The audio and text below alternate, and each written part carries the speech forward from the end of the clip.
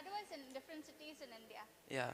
So she has done this same workshop in different cities of India, and it had helped a lot of youngsters. Now she, as she mentioned, Waterloo, and you're going to Brampton. Muskoka as well, right? I'll be going to Montreal and Mississauga. Montreal and Mississauga. So she'll be doing this workshop in different area. Um, I'm sorry for this thing. We are just taking some time to connect over here. Yeah, But let me tell you a little more about Mother. So, I'll introduce myself, Rishi. okay. That's okay. I'll just see disconnected and then okay. Yeah. Hi, Krishna.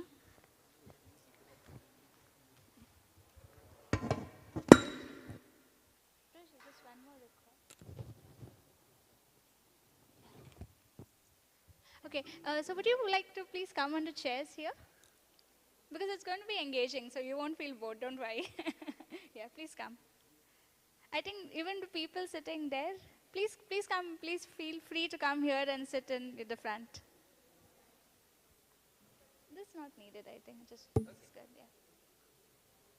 Yeah. Prove this is the PPT financial literacy. Yeah, we'll just put it on slideshow mode and F5.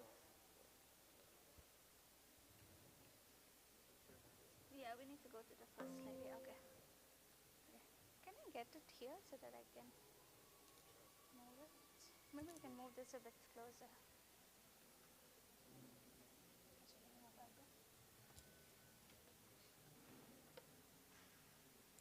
Okay. Girls, Matajis, can you all please come here?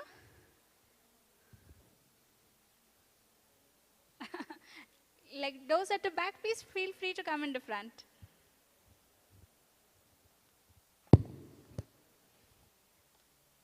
Okay. Hey, Krishna.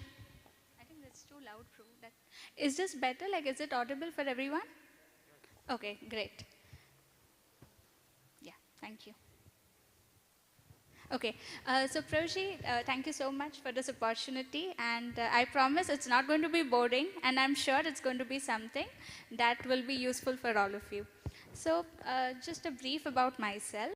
I am Premeshwari Padmavati Devidasi. My legal name obviously is Padmavati Udecha, and I'm a All India Top 10 rank holder in the Chartered Accountancy exams, which, you know, I think the people from Indian background know it's like one of the toughest exams in India.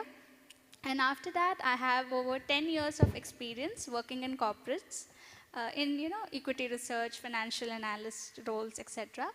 And then I also like teaching. So I thought that, you know, I should be doing something wherein we benefit youngsters rather than, you know, just because we do see that, like, you know, for example, there are so many people, they do very well in their career, like, you know, they're very good in their profession. But when it comes to money, because it's never taught in schools, they tend to learn by making mistakes. They learn, you know, they tend to learn by their own experiences. And as a result, sometimes these mistakes prove to be very costly. Like, you know, they might almost get to close to bankruptcy, or they might invest in something and lose a big chunk of money. So we hear these stories quite often. So what we're going to try to do today in the workshop is just to learn a few basic concepts of money so that we don't commit these same mistakes as, you know, we keep growing in our profession. So when we talk about financial literacy, I would just like to maybe, you know, hear from the audience, like, what do you understand when you hear about this term? So anyone, like, you know, you can just maybe volunteer. Anyone wants to share? Yeah. Personally talking, I think how to invest your money in a nice thing, in a nice place, and how to keep saving money instead of using it on random things which I never, which I never gonna use. Right. Yeah. So basically, like learning the art of managing money, right? Because we all have it. It's just like, you know, how we take care of our health or how we take care of our family and, you know, near and dear ones. Something like that. Krishna has given us his own resource, like, you know, Lakshmi Devi, she is Krishna's servant, and we have Krishna's resource. So it's very important that, you know, we just don't remain clueless. Rather, we actually try to do something about it.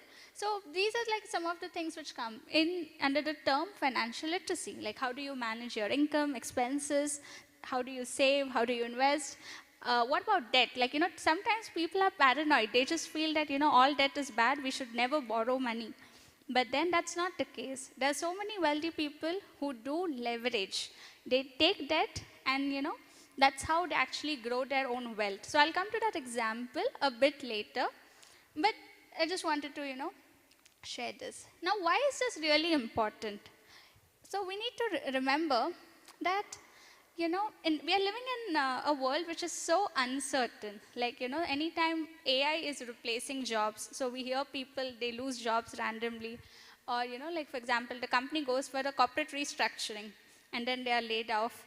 Similarly, sometimes people have irregular incomes as well as irregular expenses. So until and unless we are really planning our finances, what really happens is that, sometimes we tend to run out of money, like we have some important event or we have something important, we want to spend money for it, but we don't have it. And sometimes we might just make impulsive decisions. So we need to really understand what it is so that we'll get confidence and full control over money. Okay, here is an example. How many of you feel that a person who is earning more is going to be a wealthy person? Anyone?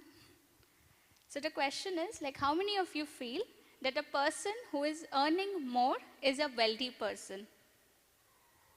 I mean, it's not related to the example. You can just answer what comes to your mind.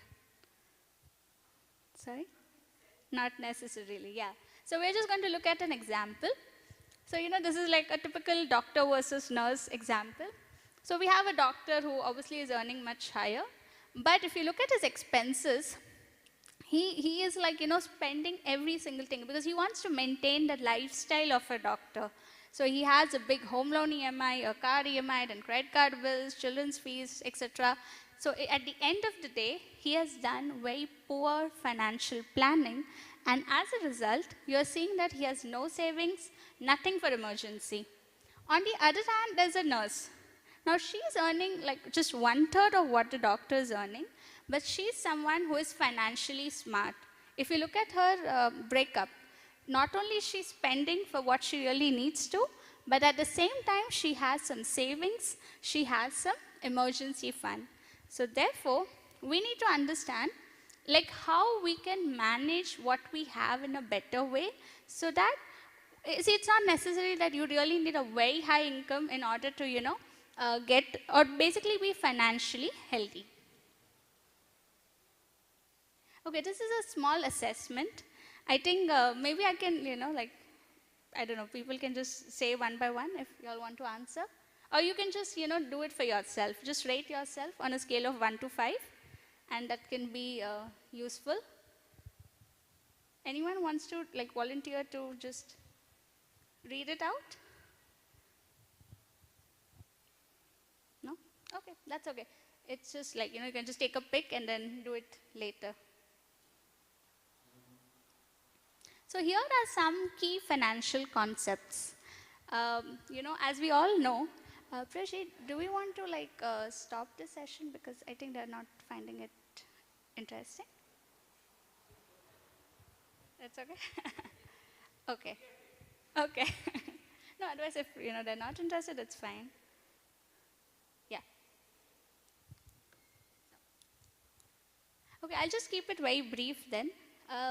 Sometimes we all own properties or we all have certain possessions. So we need to understand what is really an asset for us and what are liabilities. So in very simple terms, we say that good assets are those things that are owned by us which can help us earn money or grow money, right? Like for example, if there's a doctor, now if he buys a clinic, now that is a very good asset for him because he's going to get patients, he's going to get footfalls, and he's going to get income from that. However, if suppose I just buy a luxury car, now that's not an asset for me because the value of that car keeps going down, and also I have to keep spending on maintenance, repairs, etc. So unless, okay, I'm not talking about car insurance and all those things, we'll come to that later, but in general, like just, you just buy a car and you don't take anything, then it's more of a headache for you rather than an asset. So then coming to the next thing, that is liabilities. Why we have to understand what is an asset and what is a liability for ourselves is because we want to understand something called as net worth. So net worth is like the financial health of a person. If you want to see like how healthy you are in terms of your finances, then you can just track you can just track your net worth. How is it shaping year after year? Like sometimes people buy homes by taking home loans, right? Mortgage loans, etc. Now, if your net worth is getting, deteriorated because of getting that asset and getting that loan, then it's not a very wise financial decision, because we don't want to end up in a situation wherein we have huge liabilities, and unfortunately, if we get laid out by the company, then we would be struggling to meet our debt obligations. So these are some of the key financial concepts which every person should keep in mind when he is thinking about managing his finances. And then coming to the most interesting part, which is good versus bad debt. I just mentioned that sometimes people are a bit paranoid. They feel that, we should just not take debt, but that's not always the case. As I said, some wealthy people, they become wealthy because they take debt within their capacity and in order to increase their income. So that is like how, Srila Prabhupada says that if you have a knife in itself is not bad. A doctor or a surgeon can use it for saving someone's life, whereas a murderer can actually use it for killing someone. So debt is like that knife, you can either use it to increase your income, increase your assets, or you can end up in a debt trap and you can just ruin yourself.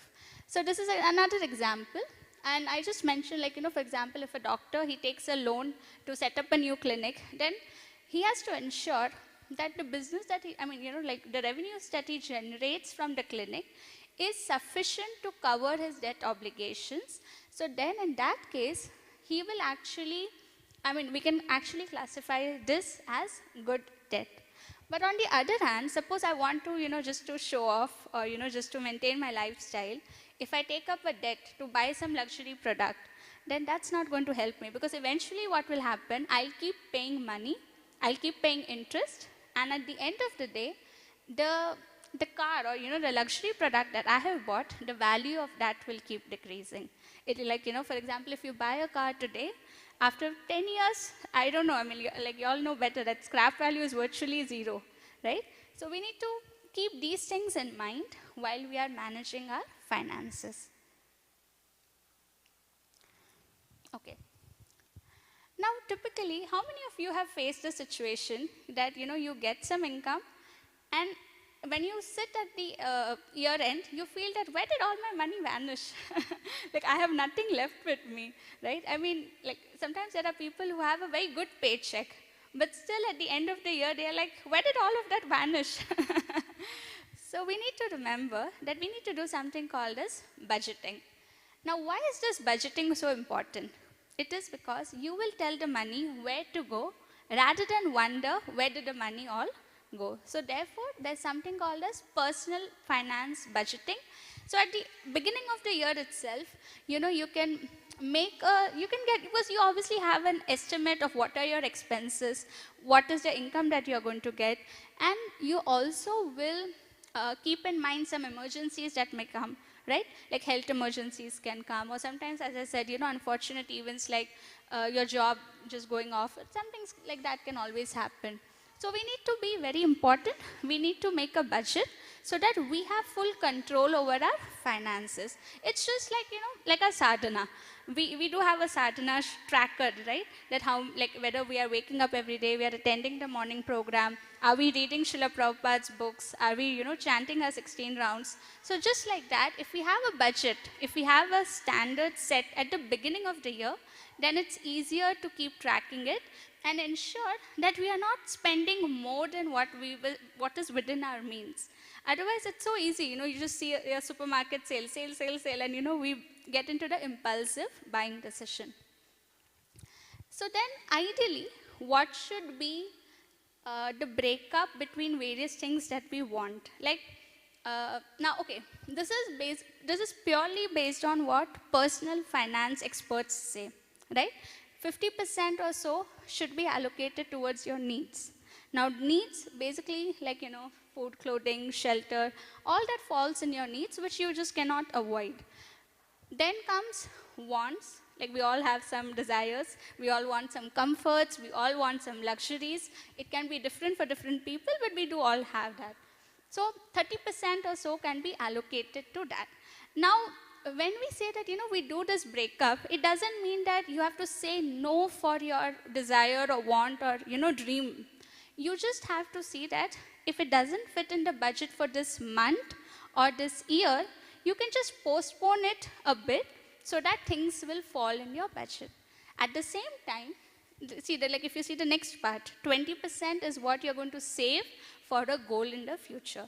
So if I have a desire today which doesn't fall in my 50 or 30, then what I'm going to do is I'm going to save every month and ensure that at some stage I can meet that financial goal. The goal can be different for different people. For some, it could be, planning for their retirements. For some, it could be maybe children's education. For some, it could be a wedding, like, a dream wedding. They want to have a lavish wedding. For some, it could be like, doing some charity. It could be anything. But when it comes to personal finance management, this is the breakup that is ideally suggested by personal finance experts across the world. Okay, I want to ask this question. How many of you spend first when you get your paycheck? Or how many of you actually first think, okay, let me invest or save something and then I'll spend the rest? Spend first. Yeah. So, this is like the most common mistake that mostly all the youngsters, they do. But if you talk to, let's say, elderly people, like maybe parents, grandparents, they are always the ones who will, who would have gradually migrated from the first quadrant to the second quadrant. They are the ones who know that our wants are unlimited. No matter how much we try to satisfy it, it will never be satisfied. So therefore, at every stage, let us first save our money, and then what remains, from that we can actually plan our expenses. So out of 50, 30, 20, first priority is on the 20%, wherein we are looking to save our money. And then the remaining, we can spend as we like, needs, wants, charity, whatever we want to do. And the best part is you automate the savings. Because if it is something, like we call it discretionary, if it's left up to me, it will never happen because it's so easy. Like with digital payments these days, you keep scanning. Like, here we have the Interact transfer. You just keep doing it and, money is so easy to go out, you won't even keep a track. Whereas when you're like, there are some research surveys that have been conducted wherein people say that if I have to actually spend cash, I wouldn't spend so much as I'm spending with digital money.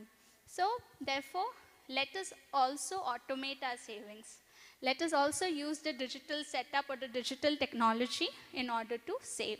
So that once you do it, you at least are secure that I have some emergency fund for me. I have some savings for the future. Now, okay, I'll come to the last part, which is emergency fund first, and then I'll cover about inflation. See, what happens is, as I said, we are in a world of uncertainty. Like if suppose we were in, let's say Feb of 2020, who would have imagined that COVID would happen? And there would be lockdowns and there would be like such a big health emergency, also an economic emergency because people lost their jobs, they were forced to stay home. And in most countries, even the governments couldn't help people, so people were just stranded. So therefore, we always need to remember that we should have an emergency fund for ourselves. For example, Krishna forbid, if something happens, then at least the next 3 to 6 months of expenses are covered so that we don't have the financial stress because of that unfortunate event. Typically what happens, when, it could be anything, but those developments itself are so stressful. And if at that time you don't even have the requisite finances, then that adds up to the stress because we are still not transcendental fully. So we need to be, we need to accept our levels and we need to ensure that we have an emergency fund, at least which covers the next 3 to 6 months of our expenses. Now coming to the point of savings. See, we also need to remember there's something called as inflation. What happens is that today, if I'm using $100,000 to buy a certain thing, after 10 years, I will not get the same quantity of goods using the same money because the value of money keeps depreciating every year. So therefore, if you need to see what are you spending on and what is the inflation rate for those specific commodities. See, we cannot look at the headline inflation rate which is declared by the government because we may not be spending on everything that's there. Like for example, when the government looks at inflation, they'll be looking for inflation of various things like which we as devotees don't even use. Sorry. So for us, we need to look at the relevant inflation. Right? For example, if we are staying in rented accommodation, then what is the housing rent inflation? What is the inflation with gadgets? What is the inflation with food, etc.? And we need to take that into account. Otherwise, and then if you're choosing an investment option which gives you a return of less than the inflation rate, then you're just losing money in real terms. You might see nominally it's increasing, like your 100,000 of savings has become say 200,000. But if today you can buy a certain amount of goods with 100,000, but after 10 years, even with $200,000, you're not able to buy the same quantity of goods, then the real value of money has eroded. So this is something which we all need to keep in mind. Now, where to invest? There are so many options. Now, there are two important rules over here. First rule is we should never put all the eggs in one basket. Now, I know we don't deal with eggs, but at least we know the property of eggs, right? If you put it, if it falls, it cracks up and it's lost. So if you put all the eggs in one basket, and if the basket falls by mistake, that means everything is gone. So in this world of uncertainty, suppose you put all your savings into stocks and the stock market collapses, right? Like it has happened. I don't know if you all have ever tracked, but in Japan this happened, right? Almost for the past 30 years, stock markets have still not reached the levels where they were 30 years back. So, the markets collapsed, and even after 30 years, they have a very low inflation rate. It's 2%. But still, the equity, their stock markets have not reached those levels. So people have to be very cautious, right? Also, we have to be very, very careful that we don't enter into the gambling aspects of stocks. We have to be, very careful because if we do that, then it's violating our regulative principles, which as devotees, again, we don't want to do. Similarly, other things like bonds. Sometimes, we invest in the bond of a company goes bankrupt. So all the money is gone. So we need to be very careful. We need to diversify into various aspects. Also, we need to invest knowing our risk appetite. So when we are young, we can take some riskier investments. But when we are getting gradually older, right, then we actually shift to more safe investments because we don't want to, lose the hard-earned money at an older stage. Now, why is this important? Because see, in Shastras it said dharma, artha, kama and moksha. So, till we actually attain bhakti, which comes, after the 4 stages, we need to ensure that we are balancing everything. Because we are not at the level of, say, Madhvendra Puri, that whatever comes, we'll live by that accord, right? We all have our needs, we all have our desires. We are not like, okay, Krishna, today you don't give me prasadam, that's fine, I'm going to live without it. So therefore, we are, we are talking about planning everything so that stress is less. We'll do our, we do our karma and then we leave it to Krishna that, if still something happens, then we accept it as Krishna's plans and, sorry, we move forward. But at least we have to be prudent. We cannot be stupid. Like, for example, if, suppose I know I am diabetic. I'm not, but I'm just saying example, that suppose I'm diabetic. I will not just go and keep eating sugar, right? So therefore, even with your own finances, please be very careful because it is something that Krishna has given us. Yeah? It is Krishna's energy. Okay. Now, sometimes people say that, right now we are very young and we want to like enjoy life. So we don't want to talk about investments, savings, etc. But it's very important that once you start investing early, that really makes a big difference. Now, I know these numbers are in rupees, but just to understand the calculation part, like there are three people, someone who started investing at the age of 30, 40, and 50. You see the big difference that happens by the time they reach their retirement age. So therefore, it is important that we all start investing. Even if it is small, it is fine. Consistency is what matters. We need to start saving, we need to start investing more from an earlier age. Coming to one of the most important aspects, as I was saying, world is so uncertain. Anything can happen at any time, and we may do our planning, we may invest, but still, sometimes some unforeseen circumstances can outsmart all our plans. So therefore, we have a safety net. Now, typically what happens, there's a lot of mis-selling that happens in the insurance industry. They try to bundle up investment as well as the protection aspect. So what happens is you pay a big price, but you don't get the returns. Now, I'm not going to, I'm not here to actually tell you which insurance you should opt or which one you should not opt. This is something which you need to actually sit with maybe a financial advisor or do your own research and you can choose. But the concept that I want, youngsters to understand is that don't mix the protection aspect and the investment aspect. Try to buy insurance only to get the protection cover because that you will get it for a lower cost.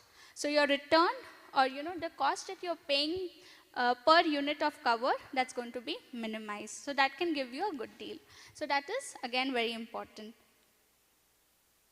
Are there any questions? Yes, Prabhuji. To buy term insurance? Okay. So, these are some concepts prevalent in India, wherein what they do is they actually mix up investment and insurance. So, ULIPs are something like unit-linked insurance plans.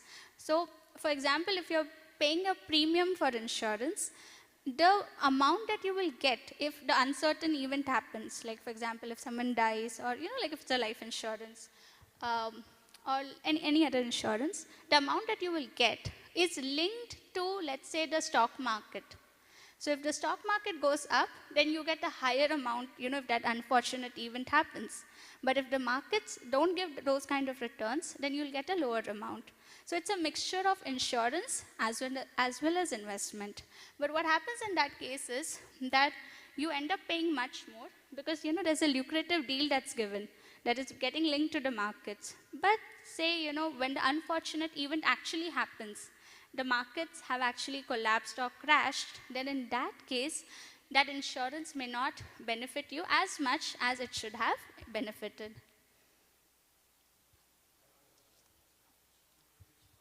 Previous slide? The one before this, please. Okay. So, yes, so we should kind of diversify investments. Right. What if you have little money in the first place to invest and you cannot split it into all this? So which category should we pick one to begin? Also, yeah. Sorry, no, I'm saying sometimes when we use these apps and whatnot to invest, they also have this minimum amount that you have to, and that can be sometimes huge too. Huge, so. Right. So as I was saying that, you have to also look at your risk appetite. So like for example, people when they start early, when they are young, they usually have a high risk appetite because the responsibility is lower. Right? So in that case, what is usually suggested that you can opt for some of the riskier options like mutual funds or direct stock investments, and there typically the ticket size is very low, right? As compared to, let's say, maybe real estate. Real estate is now, again, financial products are evolving.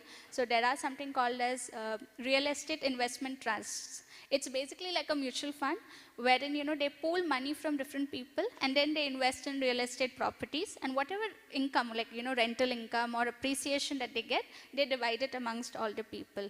it is, I mean, the ticket size is still higher than a regular stock or mutual fund, but it is lower than the traditional real estate as an investment option. So then again, like things are evolving. So you can do your homework, because here also there are a lot of frauds and scams. So we need to actually protect ourselves that, we are not getting missold. Always when it comes to finance, have some trusted financial advisor, seek their help, and then do it, because they will at least, protect you from getting scammed in that way. Did you have one more question? No, that's it. Okay. Okay. Thank you. Yeah, now this is again, linked to the investment part which we were discussing. See, typically, people when we talk about retirement, they tell of a age that, when we achieve so and so age, we want to retire. Now, it's no longer 60. Sometimes, people say we want to retire much earlier, like 30, 35, 40. But what we need to remember is retirement is not really an age.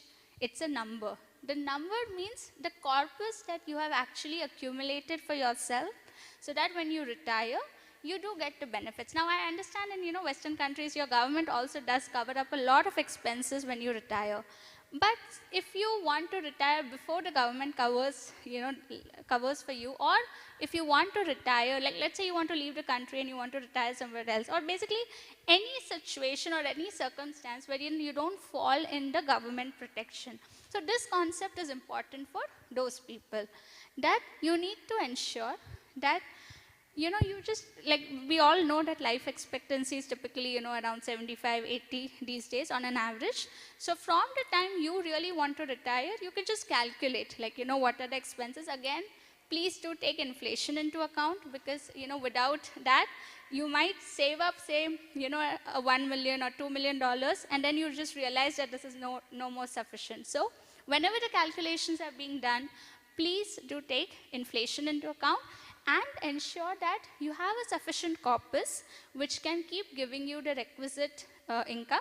Now, see, retirement is also not the age, it's not a time where, you just want to blow off money.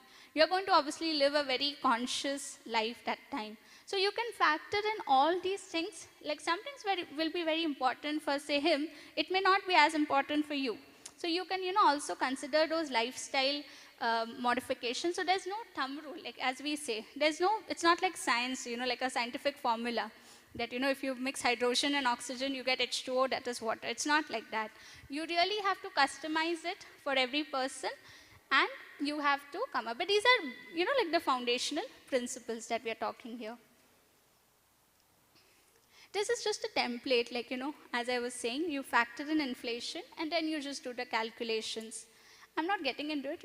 Maybe I can share the PowerPoint if people, if anyone wants, and then you can go to the case study. And also, we need to be very conscious of taxation, because, I know in countries like Canada, it's a very huge amount. So we need to understand that we do get benefits, but also, like, sometimes people, they have a tendency to go and evade taxes by, opting for some means and here and there. But we need not do that. There's something called as tax planning. You can, again, like, it's different in different countries. But what you can actually do is, you can get in touch with a tax consultant who can actually guide you that, why don't you plan your expenses in such a way that you do get some deductions. And as a result, you are able to minimize your tax liability, which you have to give to the government, while also getting some benefit. Again, I'm not getting into the nitty-gritties, because as I said, it's different in different areas. Many of you are here in Canada today. Maybe you all might go to the US. The taxation structure there is quite different. So you have to really see in the geography where you are located. And yeah, that's it. I think we are to the end of the workshop, the demo workshop that we have. But if someone wants to know more about these concepts, if you have youngsters, like younger siblings, and you want to teach them, then we have, Nitai has a financial literacy program wherein we cover all these concepts in much more detail. And if anyone would like to join, they can go for it. So yeah, that's it from my side.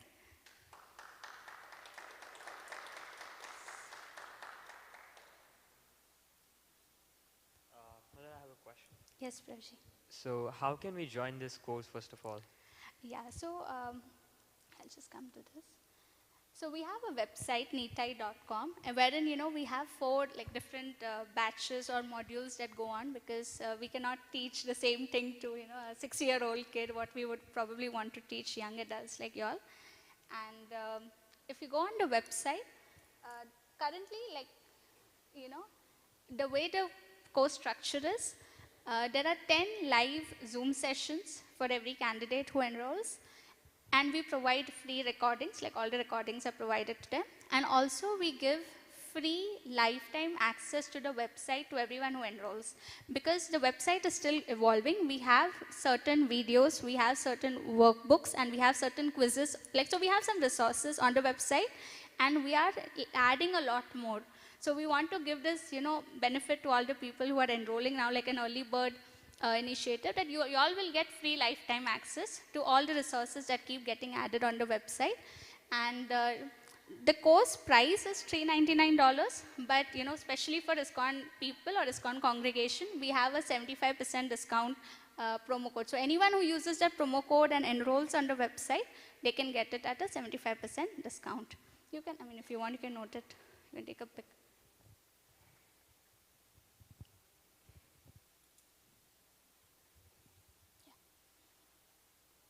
And yeah, lastly, I think we don't want to do anything just for ourselves. When we talk about finance, we also talk about giving back to the society, philanthropy. So as Prabhuji said, I have come from Mayapur. So for me, in this venture, every subscription or every enrollment that we get, we are straight away giving 10% to the Mayapur Community Hospital. So for those of you who have, who know about Mayapur, it is, like I would say, the birthplace of our Sankirtan movement, but it's also a rural village in India where medical facilities are not that great. And many of the senior devotees, many of senior Srila Prabhupada disciples, they have expressed this desire on and off that, we want to have a multi-specialty hospital in Mayapur so that all our senior devotees, all the Dhamvasis, they can get those benefits. And this hospital also, they provide free services, they provide subsidized services. So they are setting up a new 100-bed multi-specialty hospital, and we also want to support them. So that's what we have committed, that for every subscription that we get or every enrollment that we get, 10% of the revenue will directly go to the Mayapur hospital.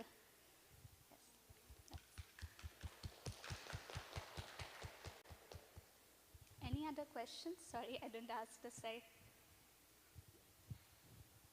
Okay. So Mother, you were talking about the gambling aspect of stocks. Right. Can you expand more on that? Like, what is gambling and what is not gambling? Right. Yeah, that's a very good question. So if you have heard anything called as derivatives, DERA. Yeah, derivatives. So derivatives are more or less close to the gambling aspect, right? So how do we really differentiate? Because again, as I said, things are evolving. So in the course we cover it in detail, like what are the various aspects. But in short, what happens is in derivatives, the value is derived on the basis of some underlying stock, and and then with AI, like technology, there's a lot of manipulation that happens in the stock prices. So what you are actually using, like derivative, if you're investing in a derivative instrument, there is no real thing at the back, just like cryptocurrency or bitcoins. It's all, I would say, all in the air only in that way. So as a result, you're just speculating or you're just betting on something which the outcome is not really dependent on anything happening. See, if you're investing in a company, the company is going to do business, and when the company makes profit, they'll give you a share of that profit. So the only thing that we can actually do is long-term investing. It's like, having your own business. You have invested money in the business. If the business grows, you keep getting your money. But if, you are saying, okay, today I buy a derivative, I buy a stock, and then tomorrow it will go up, I'll sell it off. So this is all like speculation or gambling. Yes. I get it, but it's also the AI model kind of just studies the past impressions, right? So it's trying to find a pattern. So it's not really See, so yeah, I get your, I get your question. So, So you for know, example, I'm sorry, I'm just going to expand on that in very brief. So if we go to like a place where actually people are gambling, they just, oh sorry. So people, if there's something in a box, like a few balls, and if people bet like, you know, this golden ball will come out and they put money on it, that is gambling. But if I have studied a few statistics about which colored balls have come out, and on the basis of that, that I say that this is more likely to come out, is that still gambling? That is probability. right. That's a very good question. So, see, what happens in gambling is the outcome is not really dependent on some concrete action that's happening, right? For example, which color ball will come out, you can, I mean, you can have some probability, you can have some calculation, but in and itself, that act of the ball coming out of a particular color, that's not really dependent on any concrete action, right? So therefore, it becomes, basically it's a gray area. And therefore, you know, senior devotees, like usually they say that we should avoid this aspect because it's like gambling. Similarly with stocks, there's something called as technical analysis. So what they do is they study the past history of, you know, stock price movements, and they cover a lot of things. But because this is all again done through technology, it's very easy to manipulate all of that. As I said, I come from a background of equity research. So, you know, we come across various case studies. Like, you know, I mean, not everything comes out in the public as a financial scandal, right? But we come across so many case studies where, you know, people actually rig the whole system. Like, okay, let me just get into a few technical terms. Like when you study technical analysis, there are some patterns, like, you know, they're called as, like Japanese terms like marubozu, etc. These all indicate that the stock price will go up.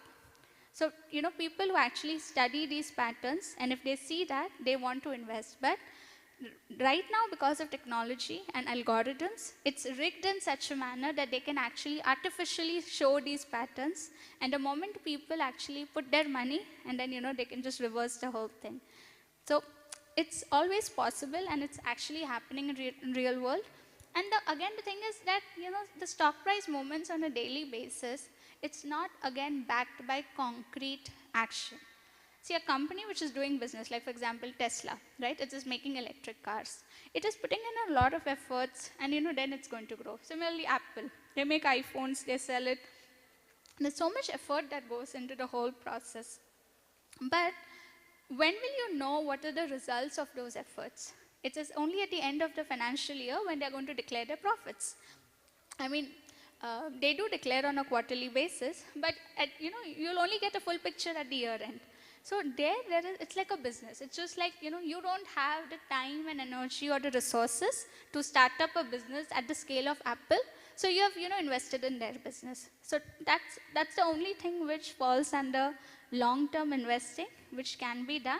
But anything which is short-term, like, you know, where you're just betting on stock price movements, that is a very gray. It's a gray area, basically.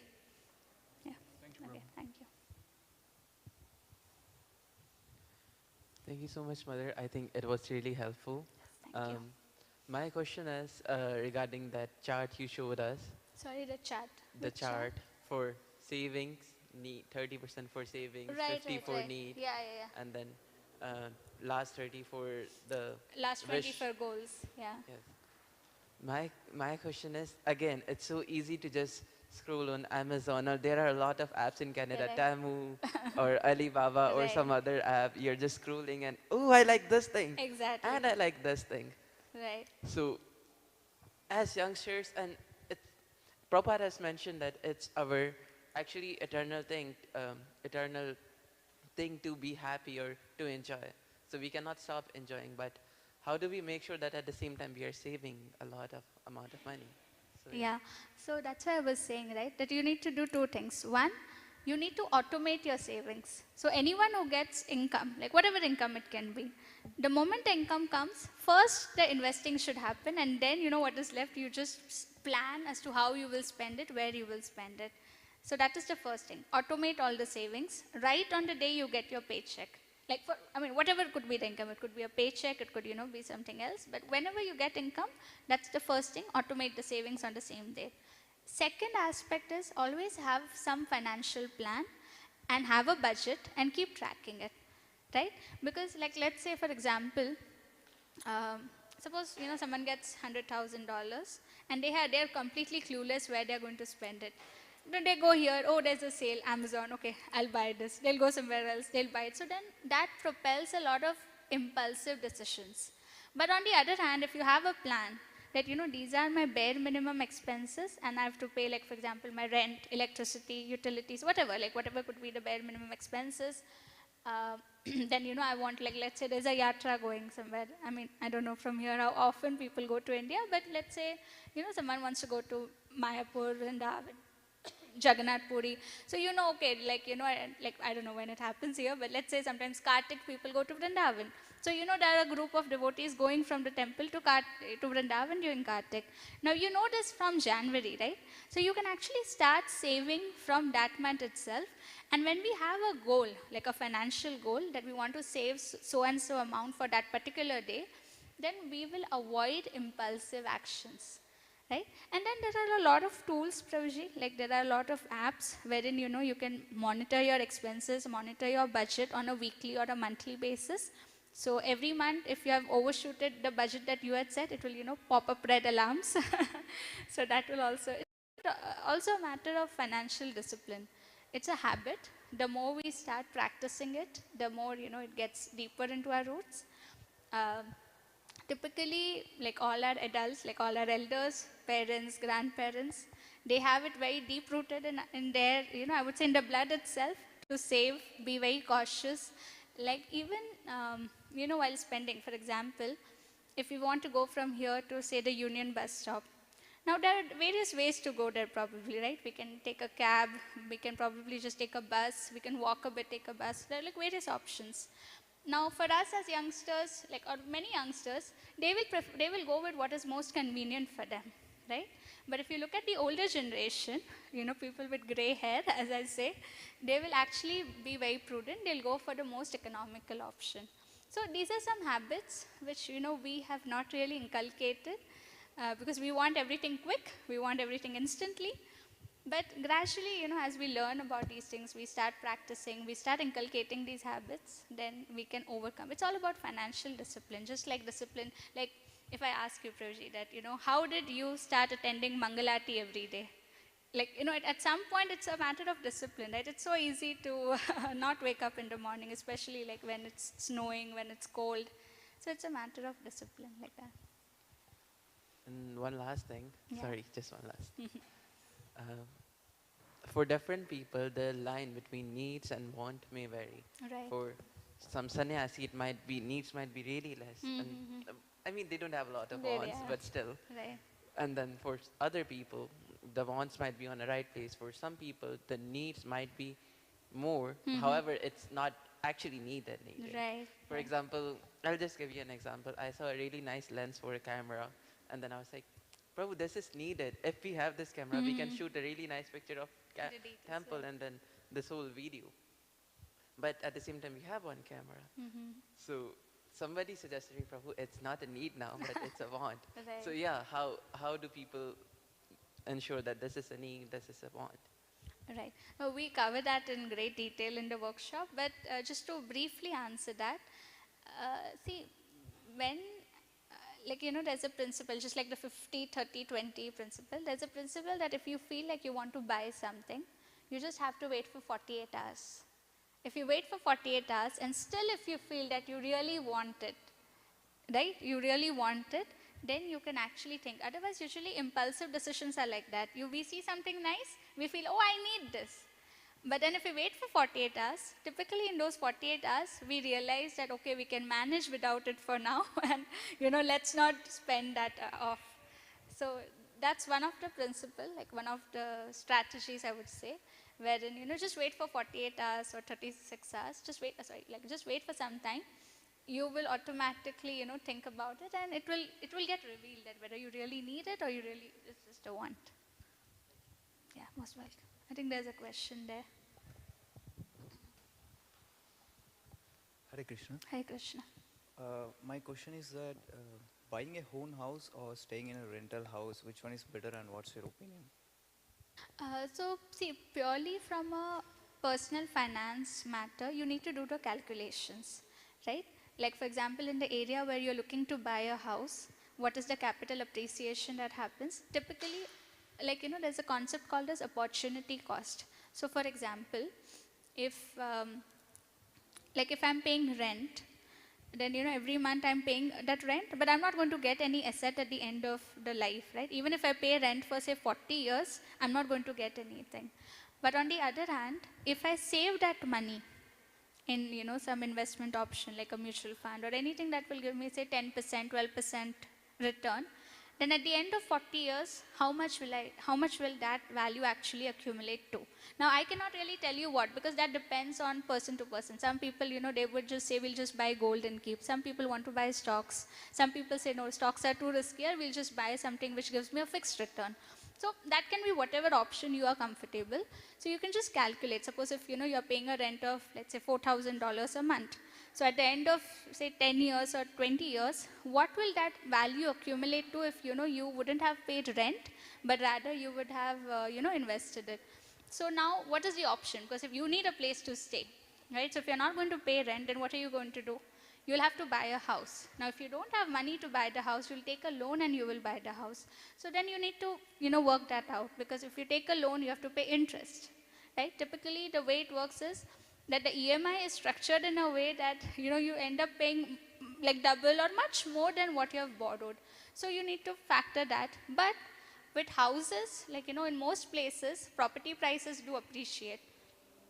So you can study like what is the general trend of property price appreciation in that area, then take a call. So there's no right or wrong answer. It actually depends on the area where you are staying, what is the trend of real estate or property prices over there, and you really need to sit with a calculator and calculate it. But then there is a second concept there. Now this is not a personal finance concept, but it is something which comes from years of experience of elders. It is said that for a person, first house is a necessity, right? So in that 50, 30, 20, it falls into 50%. So if you're buying a house also, and you're going to pay EMI, that can still come under your necessity part, because one house is something which I need to stay, like especially when we have a family. Second and subsequent houses, they are no more necessities. So they have to be evaluated like whether it's an asset or a liability, right? So for second houses, typically you can do all the calculations and you can do various things. But typically for the first house, people say that please go and buy it, because it's a necessity. But again, be very careful, because house is not something that can be bought like it's not like buying maybe pizza or something. So what happens is, do the research, because when we go to a new area, you might buy a house and then you realize that you don't want to live there, because there is something unfavorable in the environment, you just cannot live there, or you're not comfortable, or maybe your job gets shifted and the workplace is too far, so you have to travel every day, you don't want to travel. So all these practical aspects also have to be considered. Yeah, does that answer the question? I think you had a question or no? Anyone?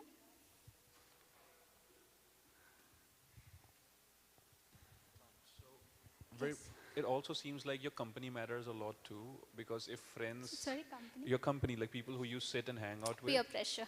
I think it should be a part of the culture too, to talk about finances with friends and not just all kinds of rubbish that usually friends talk with each other. That probably helps Prabhu with, if your friends are into investments, maybe you would not be on Temu all the time.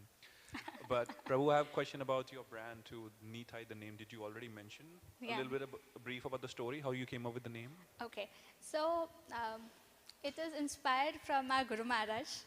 So, like because Nitai is Nityananda Prabhu, and we wanted to have a name which is devotional, but at the same time it doesn't sound devotional for people, who are from the outside world. So it's an acronym. It is basically nurture, educate, empower, and then together in education. So because it's a education, or we are providing education to young adults and kids, so that's how we have got that name. Thank you. Okay, any other questions here? No? Okay.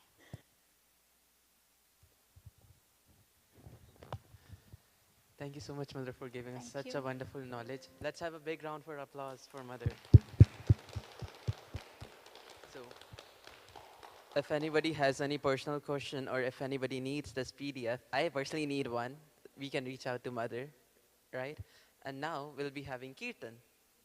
So, yeah.